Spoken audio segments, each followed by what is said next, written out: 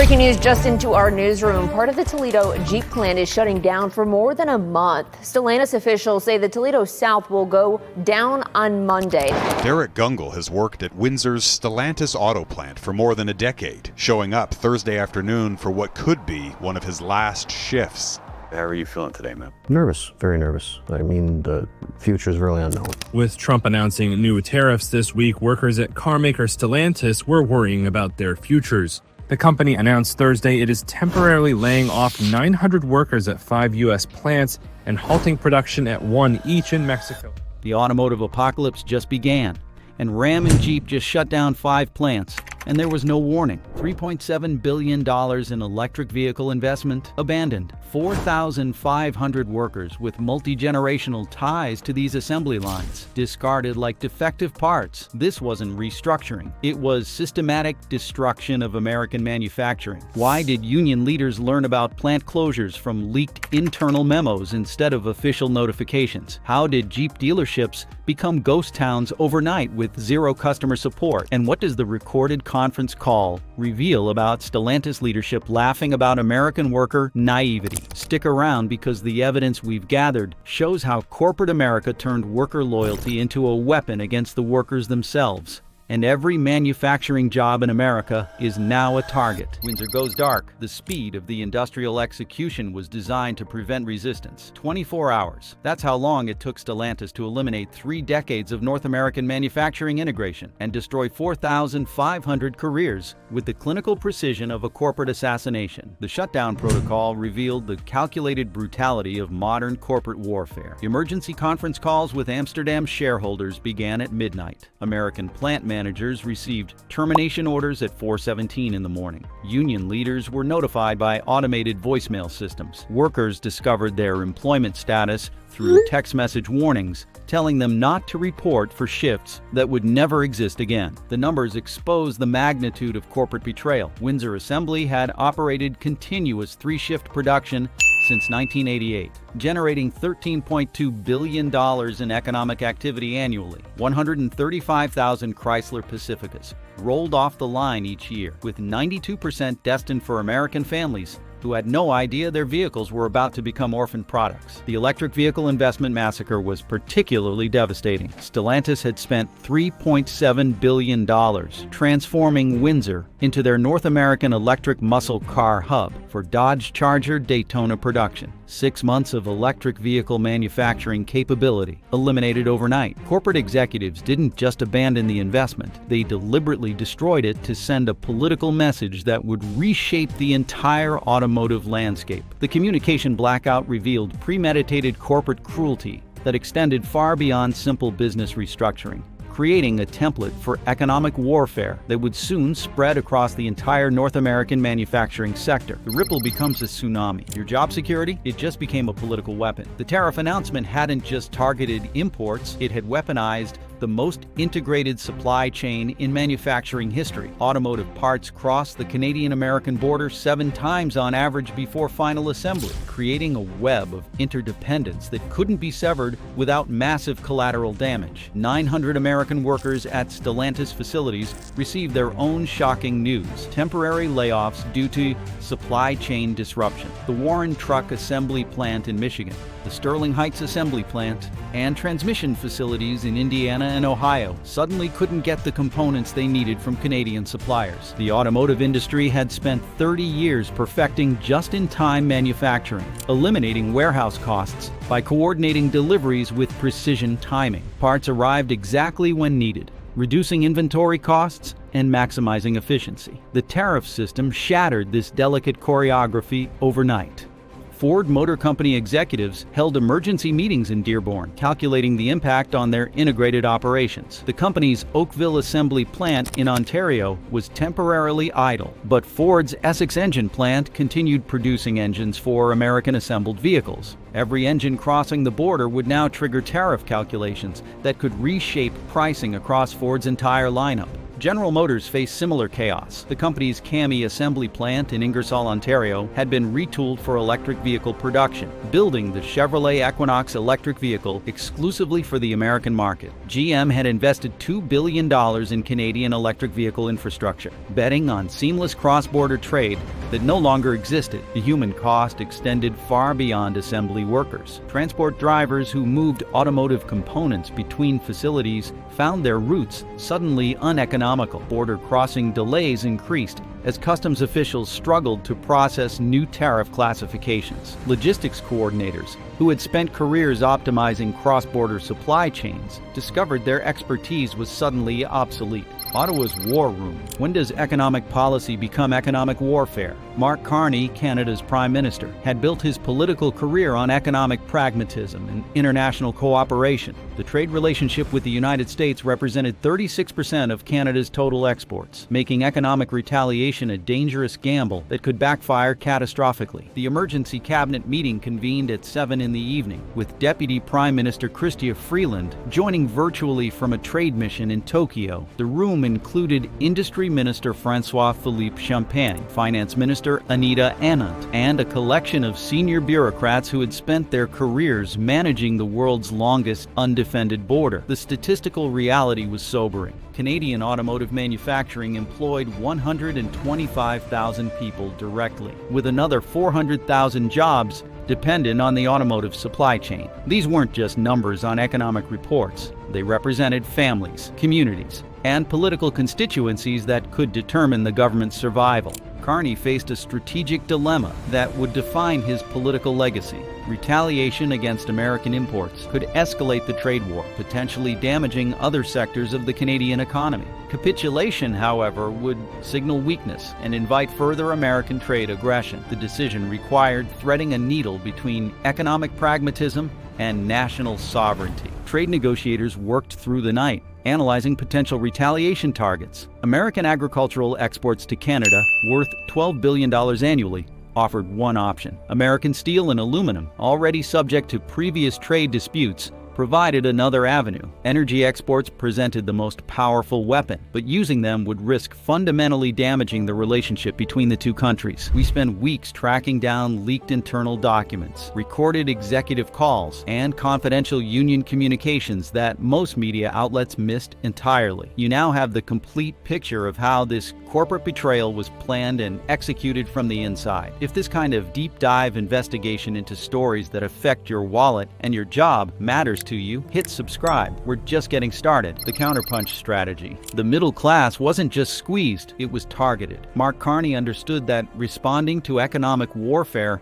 required more than diplomatic protests or trade tribunal complaints. The American tariffs had deliberately attacked the foundation of Canadian manufacturing prosperity, and the response needed to be swift, strategic, and politically devastating. Standing before the House of Commons at 2 in the afternoon, 48 hours after the tariff announcement, Carney delivered the most consequential trade policy speech in Canadian history. The Prime Minister's usually measured tone carried an edge of controlled fury that resonated across party lines. The United States has chosen to weaponize trade against its longest-standing ally. Canada will respond with equal measure and superior strategy. The retaliation package was surgical in its precision. 25% tariffs would be imposed on American-made vehicles entering Canada, effective immediately. But Carney's strategy went beyond simple tit-for-tat retaliation. The Canadian response targeted American agricultural exports from politically sensitive states. Iowa corn, Wisconsin dairy products, and Montana beef would face immediate import barriers. The economic mathematics were compelling. American automotive exports to Canada totaled $8.7 billion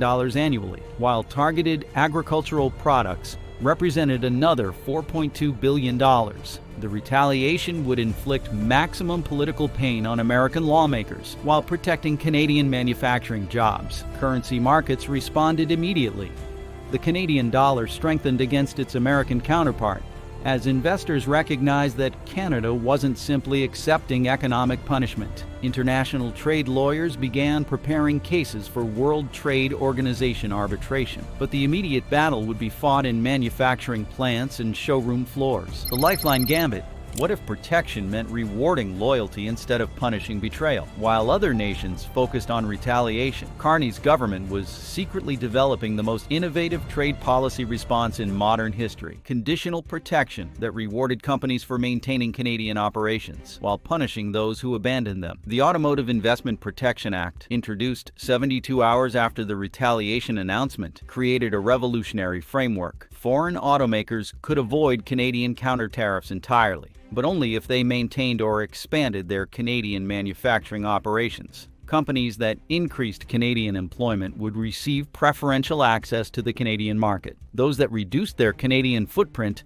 would face escalating penalties. Stellantis executives, gathered in an emergency session at the company's Auburn Hills headquarters, faced an unprecedented choice. They could relocate Windsor assembly operations to the United States and face Canadian retaliation, or they could double down on Canadian manufacturing and gain competitive advantages over American rivals. The policy was elegant in its simplicity and devastating in its implications. Honda, with substantial manufacturing operations in Alliston, Ontario, could continue selling vehicles in Canada without tariff penalties. BMW, which had recently announced plans to expand Canadian operations, would actually gain market advantages over competitors who manufactured exclusively in the United States. Toyota found itself in a particularly advantageous position. The company's Cambridge and Woodstock plants in Ontario produced Lexus luxury SUVs and RAV4 compact SUVs exclusively for the North American market. Under the new Canadian policy, Toyota could maintain tariff-free access to Canadian consumers, while American-built competitors faced 25% price penalty, union solidarity, or corporate survival. This wasn't just about cars anymore. It was about survival. Lana Payne understood that the trade war represented more than economic policy. It was a fundamental test of whether organized labor could maintain relevance in an era of economic nationalism and corporate mobility. The Unifor Emergency Convention, hastily organized in a Toronto hotel ballroom, brought together local union leaders from across Ontario's automotive heartland. The faces around the room represented decades of collective bargaining experience, but none had navigated a crisis where their own government's trade policy could determine whether their jobs continued to exist. Cross-border solidarity was complicating the response. United Auto Workers President Shawn Fain faced pressure from American members to support tariffs that protected domestic manufacturing jobs, even though those same tariffs were eliminating Canadian jobs held by fellow union members. The traditional labor solidarity that had strengthened both unions was fracturing along national lines. The numbers were stark and personal. 4,500 Unifor members at Windsor Assembly faced immediate layoffs, with another 12,000 automotive supply chain workers throughout southwestern Ontario at risk.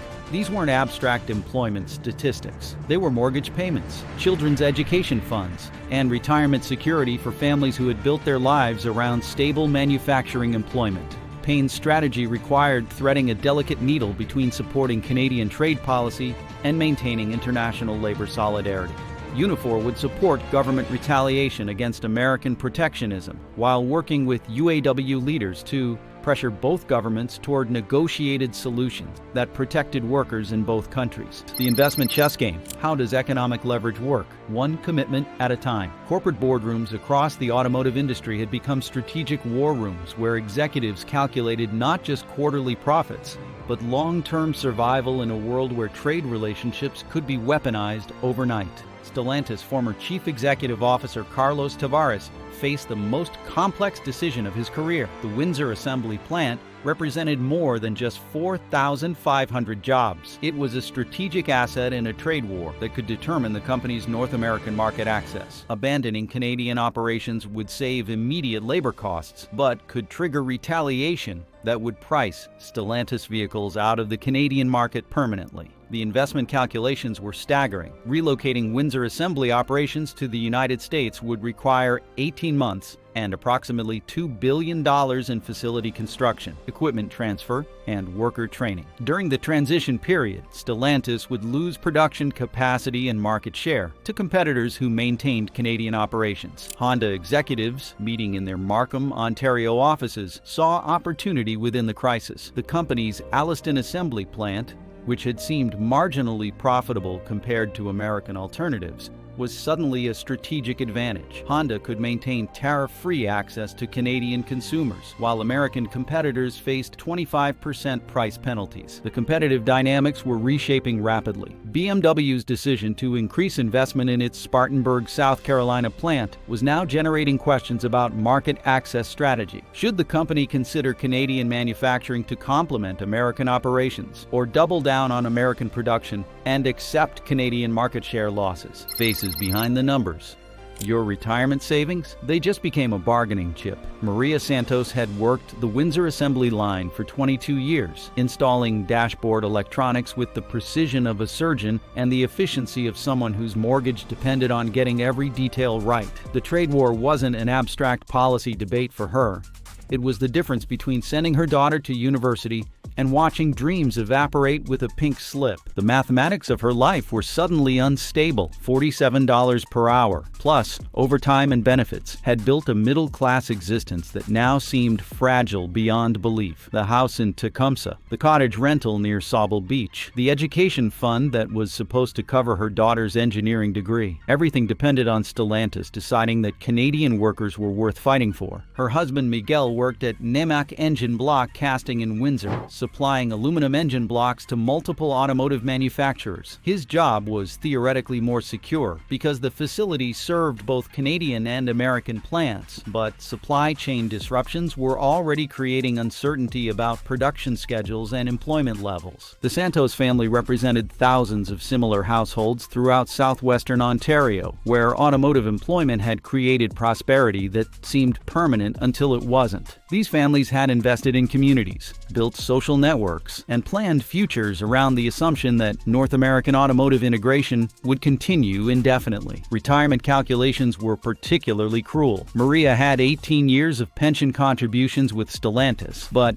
pension portability across borders was limited if the company relocated operations. Workers approaching retirement faced the choice between following their jobs to American facilities or accepting reduced pension benefits that would fundamentally alter their retirement security. Communities under siege. What happens when an entire region's identity disappears overnight? Windsor hadn't just hosted automotive manufacturing, it had been shaped by it.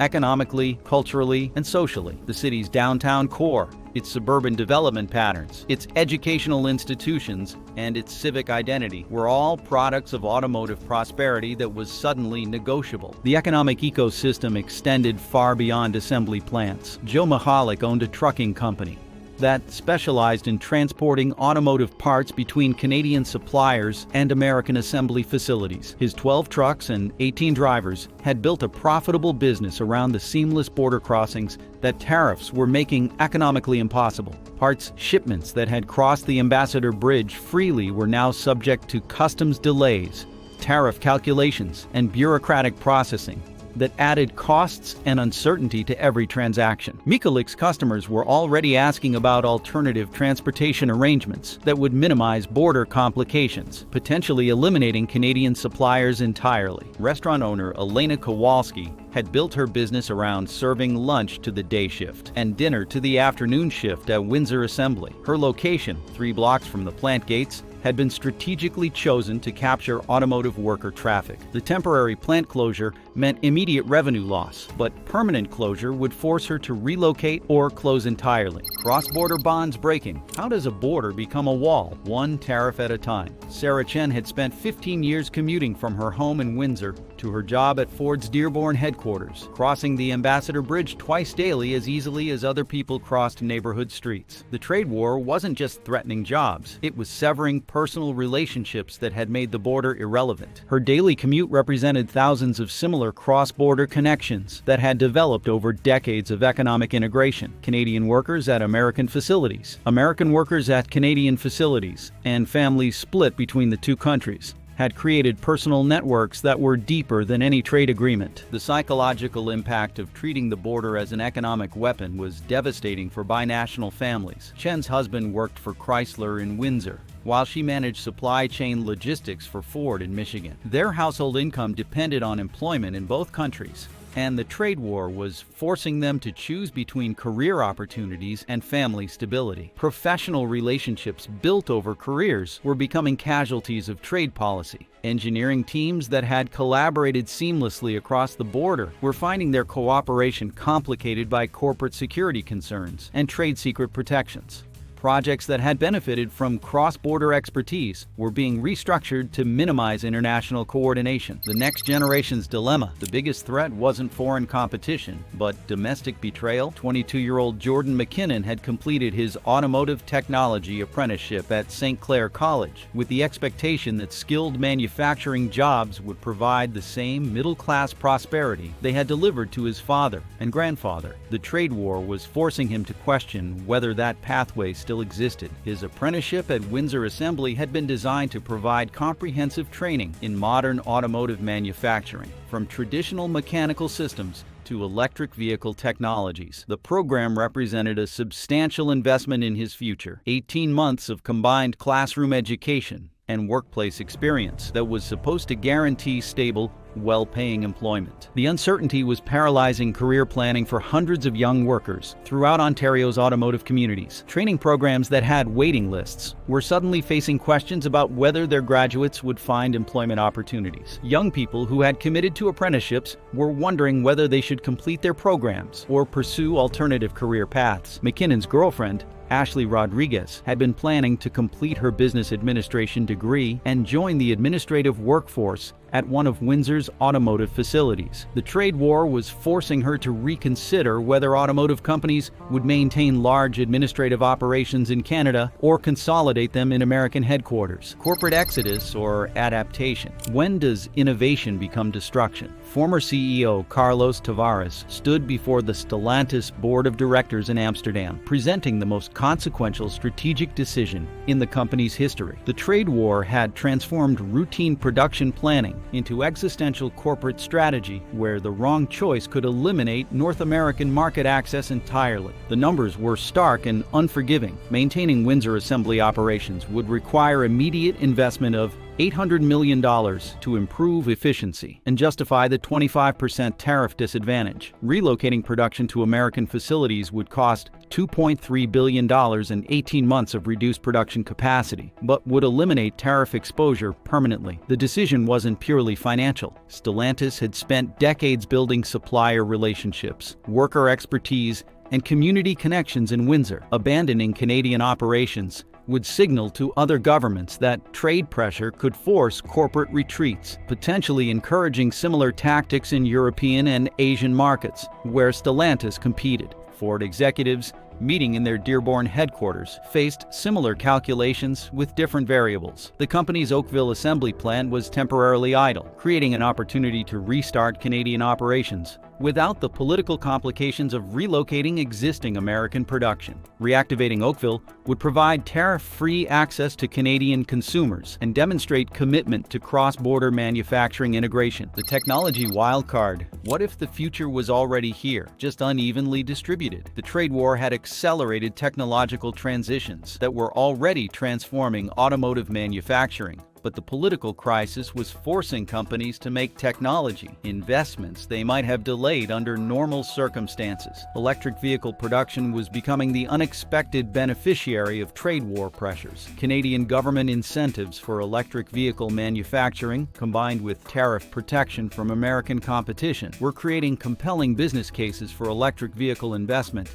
that might not have existed without trade war distortions. Stellantis executives realized that electric vehicle production offered a potential solution to their trade war dilemma. The Windsor assembly plant could be repositioned as an electric vehicle hub serving North American markets, with battery production partnerships that would qualify for both Canadian and American government incentives for electric vehicle development. The battery supply chain was creating new strategic considerations. Lithium-ion battery production required rare earth minerals and advanced manufacturing capabilities that were concentrated in a few global suppliers. Companies that secured reliable battery supply chains would gain advantages that transcended trade war considerations. Tesla's strategy was providing a template for other manufacturers. The company's approach of establishing production facilities in multiple countries to serve regional markets was becoming more attractive as trade relationships became less predictable. Local production for local consumption was replacing global supply chain optimization.